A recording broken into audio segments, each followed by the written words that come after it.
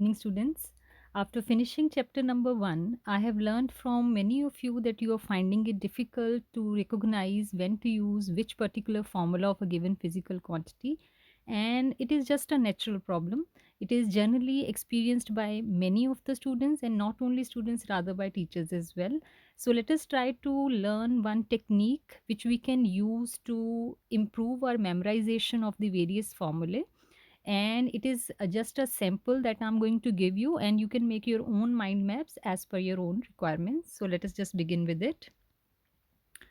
So in today's session, all the topics that we are going to cover, those are as below. First, we will familiarize ourselves with the new physical quantities that we have learned in this chapter number 1. Then we will learn various formulae that we need for calculation of charge. Then the third thing will be to learn the formulae that we need for calculation of electric force and electric flux. And then in the last, we will learn the formulae to calculate electric field strength. And in this part number 4, we will also learn to use the technique of dimensions to recognize in a given formula of electric field what will be the power of distance, because that is a major problem that I realize that many students have, because there are so many formulae of electric field, and sometimes there is raised to the power 2 in the denominator, sometimes raised to the power 3, and sometimes there is no distance dependence at all. So we will try to make use of dimensions to recognize when to use which power of distance. So the method of dimensions will be used to make you this memorization easier. All right, so let us first of all try to familiarize ourselves with the various quantities that we have learnt. So I'll just keep on saying them one by one. The first thing is charge. This is the quantity that we have learnt. The symbol we use is either small q or capital Q. SI units are coulomb and it's a scalar quantity. Then is force. It's a well-known quantity already. Its symbol is F. SI unit is Newton and it is a vector quantity. So whenever we have to find the net force, we have to make use of vector laws. Whenever we have to find the total charge, because it's a scalar, we simply do the algebraic addition. The next is permittivity. Permittivity, whether it is due to air or free space or due to a medium, it remains the same in dimensions. It is a scalar quantity. SI units are per Newton per meter square coulomb square. Then is the dielectric constant, symbol capital K. It does not have any units and it's a scalar quantity. Its minimum value is equal to 1, that is for air, and for all other media its value will be larger than that. Then is electric field strength, symbol is capital E. SI unit is Newton per coulomb and it's a vector quantity. Again, whenever we have to find the net electric field due to various number of sources, we have to do the vector addition. The next quantity that we have, electric dipole moment, small p, it's a vector quantity. It's either charge into length of the dipole. SI unit is coulomb meter and it is also a vector quantity. Its direction is from negative to positive, from negative charge toward positive charge. The next one is linear charge density.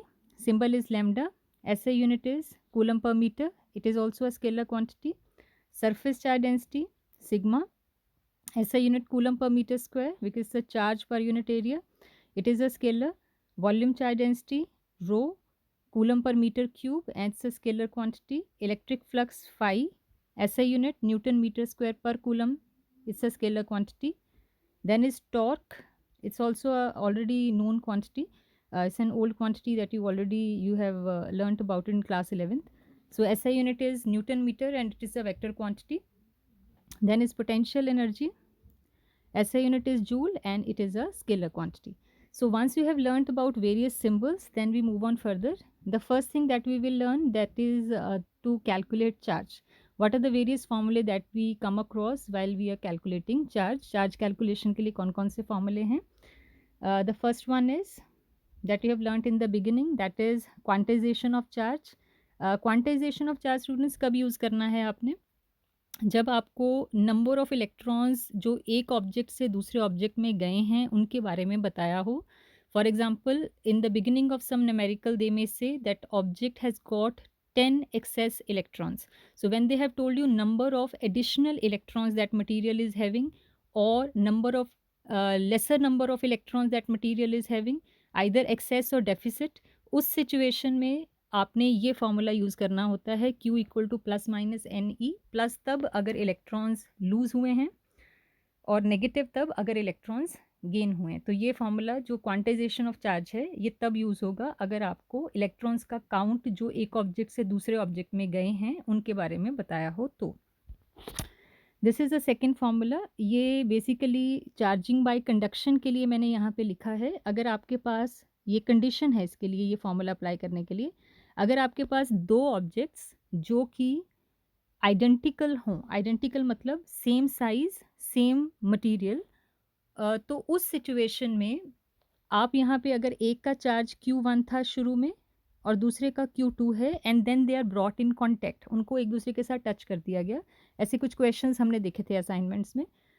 तो उस situation में after touching उनका charge जो है वो equally divide हो जाता है। तो अगर एक का चार्ज Q1 दूसरे का Q2 था तो after sharing of the charge the new charge will become average of the total charge. इनमें से कोई एक ऑब्जेक्ट अनचार्ज भी हो सकती थी, तो जो चीज़ अनचार्ज है उसका चार्ज हम इनिशियली ज़ीरो ले लेंगे। Alright, then comes the third formula. ये फार्मूला हम कब यूज़ करते हैं? जब हमें एक कंटिन्यूस चार्ज डिस्ट्रीब्यूशन दी हो। कंटिन्यूस चार्ज डिस्ट्रीब्यूशंस जो हैं वो लीनियर सरफेस या वॉल्यूम चार्ज डिस्ट्रीब्यूशंस हो सकती हैं। तो लैम्डा जो होता है वो पर यूनिट लेंथ कितना चार्ज है उसकी बात करता है। तो हमें अगर उसकी charge density, linear charge density दी है और लेंथ बताई हुई है तो हम लैम्डा इंटू एल करके उसका चार्ज निकाल सकते हैं। ये हमने गॉसेस थ्योरम की एप्लीकेशंस में भी यूज़ किया था। सिमिलरली अगर सरफेस चार्ज डेंसिटी दी है तो उसे सरफेस एरिया से मल्टीप्लाई करके हम चार्ज निकाल सकते हैं, और अगर वॉल्यूम चार्ज डेंसिटी दी हुई है तो वॉल्यूम से मल्टीप्लाई करके चार्ज निकाल सकते हैं। तो स्टूडेंट्स यहाँ पे रिकॉग्नाइज हमने क्या करना है कि किस सिचुएशन में हमें कौन सा फॉर्मूला यूज़ करना है, एंड इस तरह से आप चार्ट्स बनाओगे उनको रेगुलरली आपने रिपीट करना है, उनकी रेपिटेशन करनी है, so that you in the exam like situation you are able to find out कि अभी इस सिचुएशन में कौन सा फॉर्मूला यूज़ होगा। ये फार्मूला कब था? जब इलेक्ट्रॉन्स की शेयरिंग की बात हो, इलेक्ट्रॉन इतने से इतने इसमें ऑब्जेक्ट में एक्स्ट्रा है या कम है। ये कब यूज़ करना है? जब बाय कंडक्शन चार्ज शेयर हो रहा है और दो ऑब्जेक्ट्स जो आपको दी हुई हैं वो आइडेंटिकल हैं। अगर अनआइडेंटिकल हों तो थोड़ा पोटेंशियल का कॉन्सेप्ट एक्सेस इसके अलावा यूज़ होगा, वो मैं अभी डिस्कस नहीं कर रही हूँ। तो अभी मैं सिंपल सिचुएशन के लिए कि अगर दोनों ऑब्जेक्ट्स जो हैं वो आइडेंटिकल हैं तो ये सीधा फार्मूला आप एवरेज ऑफ चार्ज का यूज़ कर सकते हो। तीसरा वाला फार्मूले हमने कब यूज़ करने हैं? जब हमारे पास कंटिन्यूस चार्ज डिस्ट्रीब्यूशन की बात हो तो। देन ये फोर्थ फार्मूला जो है ये कब यूज़ करना है? अगर आपको फॉर एग्ज़ाम्पल कोई चार्ज के बारे में बात की है जो एक्सटर्नल फील्ड के अंदर पड़ा है और उसके ऊपर जो फोर्स लग रही है वो आपको बताई हुई है। सो इन दैट केस कि आपको एक्सटर्नल फील्ड भी बताया है और उस पर फोर्स कितनी लग रही है वो बताई हुई है, और क्वेश्चन ये है find out what is the charge, या वो एक उस क्वेश्चन का एक सब पार्ट है जिसको वो चार्ज को आपने फर्दर कहीं यूज़ करना है। तो you will use this formula F equal to Q E. Basically ये जो फार्मूला यहाँ पे लिखा हुआ है ये तीनों चीज़ों के लिए यूज़ हो सकता है, फोर्स कैलकुलेट करने के लिए भी, फील्ड कैलकुलेट करने के लिए भी, और चार्ज कैलकुलेट करने के लिए भी। ये तीन वेरिएबल्स हैं इसके अंदर, तो उन तीनों में से कोई दो दिए हों तो you can make use of this formula to find out the third one. Alright, then next one, ये बहुत कॉमनली यूज़ किया है हमने जहाँ गॉसेस थ्योरम करने के बाद। ये गॉसेस थ्योरम का ही मैथमेटिकल इंटरप्रिटेशन है। Flux equal to Q by epsilon. अगर मीडियम एयर है तो ये क्यू बाय एप्सिलन नॉट होगा। तो इस सिचुएशन में स्टूडेंट्स जब भी आपके पास एक क्लोज्ड सरफेस जो कुछ चार्जेस को या एक सिंगल चार्ज को इनक्लोज्ड कर रही है, तो उस सिचुएशन में हम ये फार्मूला यूज़ करते हैं। अगर आपको फ्लक्स पता है और मीडियम पता है तो आप क्यू निकाल सकते हो, then Q will be equal to phi into epsilon और एप्सिलन नॉट। तो ऐसा एक क्वेश्चन आज जो मैंने प्रैक्टिस क्वेश्चंस न्यूमेरिकल की भी एक वीडियो बनाया था, there also you have seen this thing. तो अगर हमें फ्लक्स पता है तो हम चार्ज निकाल सकते हैं। उसके अलावा स्टूडेंट्स जिस भी फॉर्मूले में क्यू आ रहा है तो उस फॉर्मूले को हम यूज़ कर ही सकते हैं। तो डिपेंडिंग अपॉन सिचुएशन, ये जो कूलम्स लॉ का फॉर्मूला है, मान लो कि एक चार्ज आपको दिया हुआ है, मीडियम आपको पता है, डिस्टेंस आपको पता है, फोर्स आपको बताई हुई है, you can make use of this formula to find out charge. Similarly point charge का फॉर्मूला इलेक्ट्रिक फील्ड का, इसको भी आप यूज़ कर सकते हो। तो कोई भी फॉर्मूला जिसमें चार्ज आ रहा है, आपने सिर्फ रिकॉग्नाइज़ ये करना होता है कि आपको दिया क्या हुआ है। कौन-कौन सी क्वांटिटीज़ आपको दी हुई हैं, उसके अकॉर्डिंग आपने फ़ॉर्मूला चूज़ करना होता है। अगर इलेक्ट्रॉन कितने शेयर हुए हैं वो बताया है, तो यहाँ पे ये वाला फ़ॉर्मूला या ये वाला फ़ॉर्मूला नहीं यूज़ हो पाएगा, तो वहाँ पे आपको क्वांटाइज़ेशन ही यूज़ करनी पड़ेगी। सिमिलरली अगर आपको उसकी लीनियर चार्ज डेंसिटी या वॉल्यूम चार्ज डेंसिटी दी हुई है, तो आपको इनमें से ही फ़ॉर्मूले यूज़ करने पड़ेंगे and so on. So you need to recognise this thing कि कौन-सा फ़ॉर्मूला किस-किस चीज़ को रिलेट कर रहा है। Alright, so this is all about the calculation of charge. Now let us move on further. So next we will learn now how to calculate electric force and flux. Force and flux के बहुत सारे फार्मूले नहीं हैं, so it is quite easy. So let us see first of all electric force. दो ही major फार्मूले हैं, one which relates it with the electric field, ये हमने पीछे भी देखा था, चार्ज के लिए भी इसे यूज़ किया जा सकता है। तो F equal to Q e formula हम यूज़ करते हैं अगर मुझे चार्ज पता हो और अप्लाइड एक्सटर्नल इलेक्ट्रिक फील्ड पता हो। I can make use of this formula for calculation of force and similarly the most common one that is the Coulomb's law. ये कब यूज़ करेंगे? अगर हमें दो चार्जेस पॉइंट चार्जेस दिए हुए हैं और उनका डिस्टेंस बताया हुआ है और मीडियम हमें पता है, तो in that case we can make use of this formula. So these two are the main formulae that we use for calculation of electrostatic force. Then for flux, again for flux there are not so many formulae. One is for the case of closed surfaces. So whenever we come across a closed surface यानी कि कोई cube, sphere, cylinder, कोन, कोई ऐसी surface एक charge को या कोई charge distribution को इनक्लोज कर रही है, तो उस केस में हम ये फार्मूला यूज़ करते हैं phi equal to q by epsilon naught. तो अगर हमें फ्लक्स पता है तो हम चार्ज निकाल सकते हैं और अगर चार्ज पता है तो हम फ्लक्स निकाल सकते हैं। It's as simple as that. तो then is this one electric flux, हम ई डॉट एस, यहाँ पे ये दोनों चीज़ें वेक्टर फॉर्म में हैं, ई डॉट एस को यूज़ करके हम फ्लक्स निकाल सकते हैं। ये कब की बात है? अगर ई और एस जो हैं ये फॉर एग्जांपल आपको कार्टेशियन कंपोनेंट फॉर्म में दिए हुए हैं, आई जे के कैप फॉर्म में, तो सीधा ई डॉट एस आप लगाओगे। या देर आर सिचुएशन जहाँ पे किसी और फॉर्म में दिए हों, तो कई बार हमें ई डॉट डी एस करके स्मॉल फ्लक्स और टोटल के लिए इंटीग्रेशन भी करनी पड़ सकती है। बट इन शॉर्ट फॉर्मूला क्या है? वो इलेक्ट्रिक फील्ड और जो एरिया है उनका डॉट प्रोडक्ट ही है and that clearly shows that it is a scalar quantity. तो आंसर जो आएगा उसमें कोई डायरेक्शन नहीं होगी। So that is for calculation of force and flux. And इसके बाद हम जो चीज़ डिस्कस करने लगे हैं that is a huge thing because उसके बहुत सारे फॉर्मूले हैं। तो somehow we will try to simplify it by making use of dimension. तो एटलीस्ट हम जो डिस्टेंस है उसकी डिपेंडेंस किस तरह की है फॉर्मूले में, वो उसको रिकॉग्नाइज करने की हम कोशिश करेंगे। सो इन वेरी ब्रीफ स्टूडेंट्स, देखिए मेनली चार तरह से हमें ज़रूरत पड़ती है इलेक्ट्रिक फील्ड की कैलकुलेशन की। पॉइंट चार्ज के लिए, डायपोल के लिए, लीनियर चार्ज डिस्ट्रीब्यूशन के लिए और सरफेस चार्ज डिस्ट्रीब्यूशन के लिए। स्टूडेंट, सरफेस चार्ज डिस्ट्रीब्यूशन में हमारे पास दो केसेस हैं, one is for an infinite sheet and second is for a sphere. तो अभी हम रिकॉग्नाइज करेंगे कि मेन यहाँ पे कौन कौन सी टर्म्स हैं जो हर फॉर्मूले में आएंगी। उसके लिए मैं सबसे पहले आपको जो पॉइंट चार्ज का फॉर्मूला है, I make a reference of that formula और उसी को यूज़ करते हुए हम बाकी सारी चीज़ों की डिपेंडेंस देखेंगे। यहाँ पे पॉइंट चार्ज के लिए जो इलेक्ट्रिक फील्ड का फॉर्मूला था that was 1/4 pi epsilon not, जिसे हम स्मॉल के लिखते थे, into Q upon distance square. तो अब स्टूडेंट्स देखिए यहाँ पे तीन चीज़ें हैं राइट साइड पे जो कि डायमेंशनल क्वांटिटीज़ हैं। एक है चार्ज, एक है डिस्टेंस और एक है परमिटिविटी। 4 पाई एक न्यूमेरिकल कांस्टेंट है, उसकी कोई डायमेंशंस नहीं है।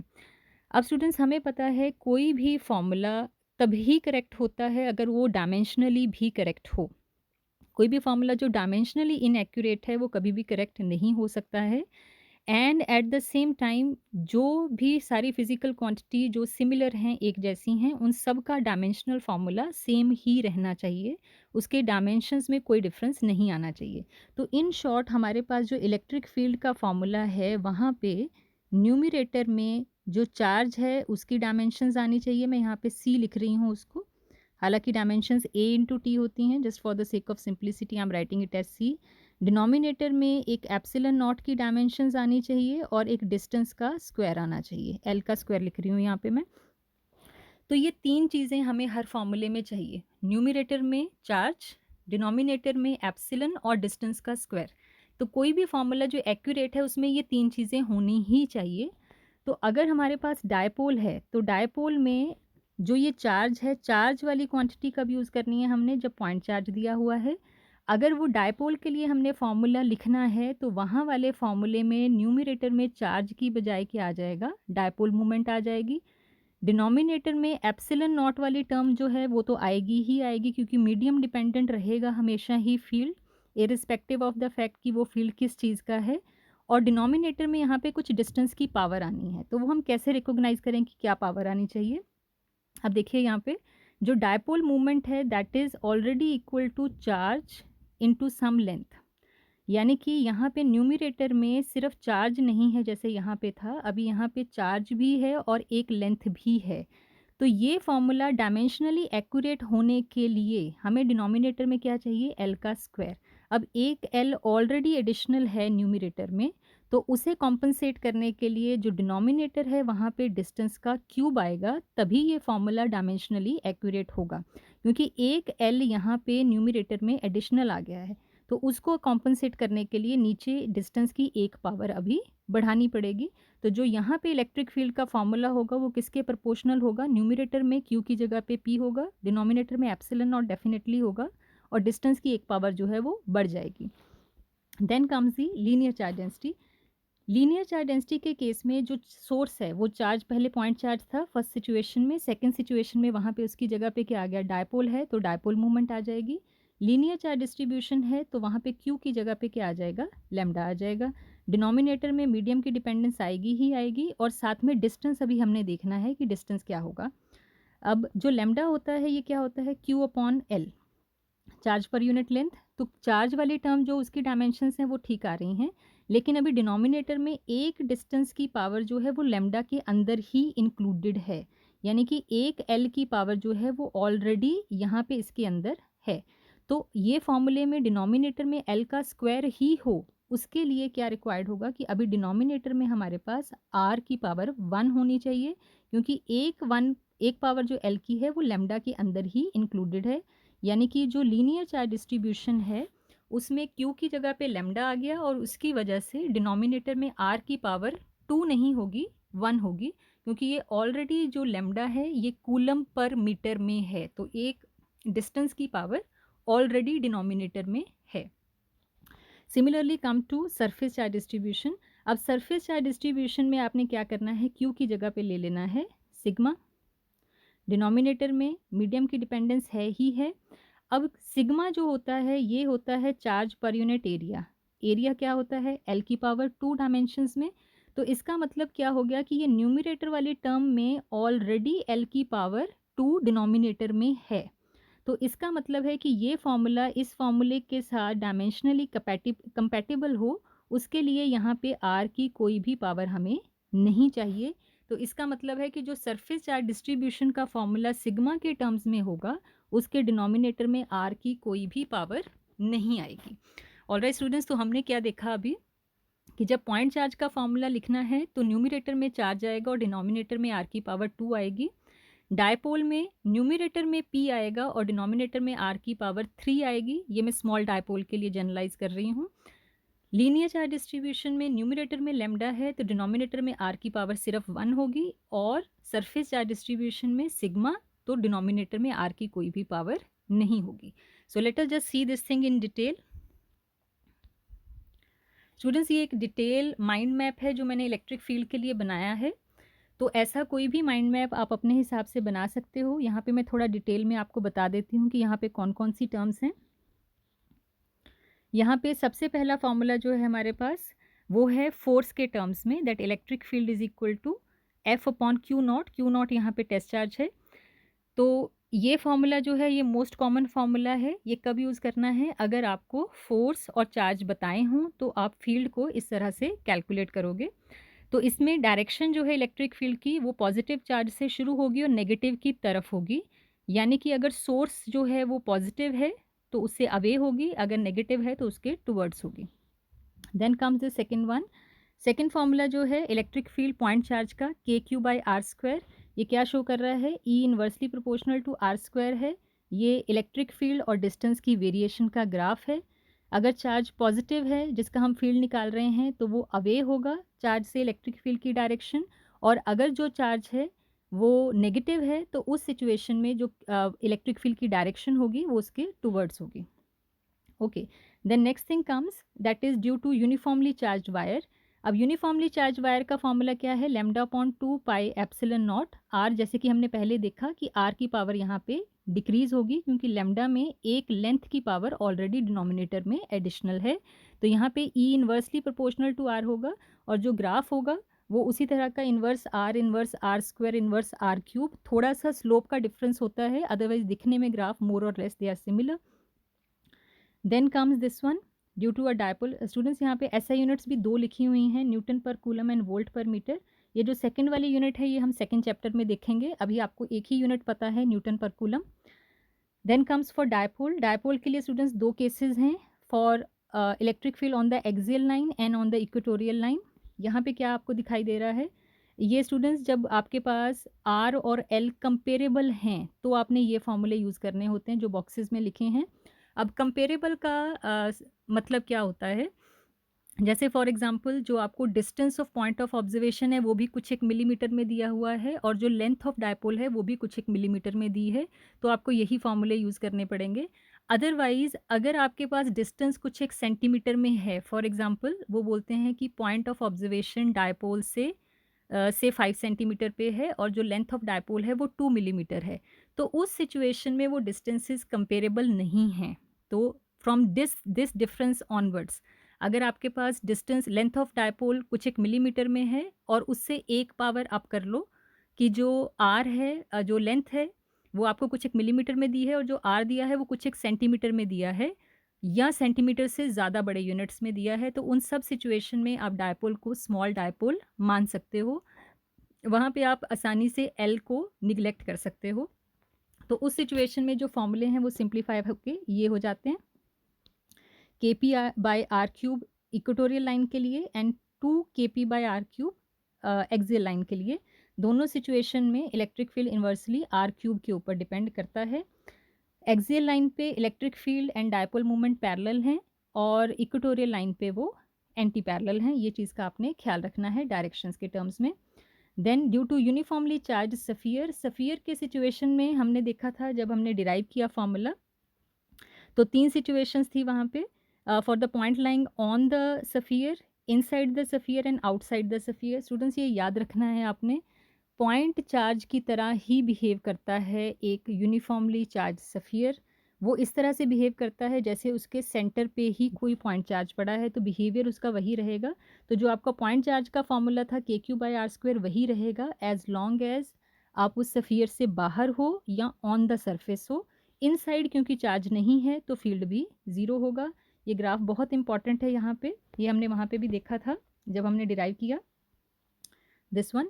तो यहाँ पे क्या शो हो रहा है कि at distance capital R radius of sphere के ऊपर जाके ये जो फील्ड है वो मैक्सिमम है, और उसके बाद वो इन्वर्स आर स्क्वायर से वेरी करता है, उससे पहले इलेक्ट्रिक फील्ड जो है वो ज़ीरो है।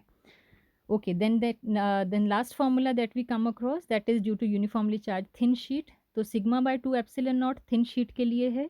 अगर थिक शीट होती तो ये 2 खत्म हो जाना था, फिर ये हो जाना था only sigma by epsilon not.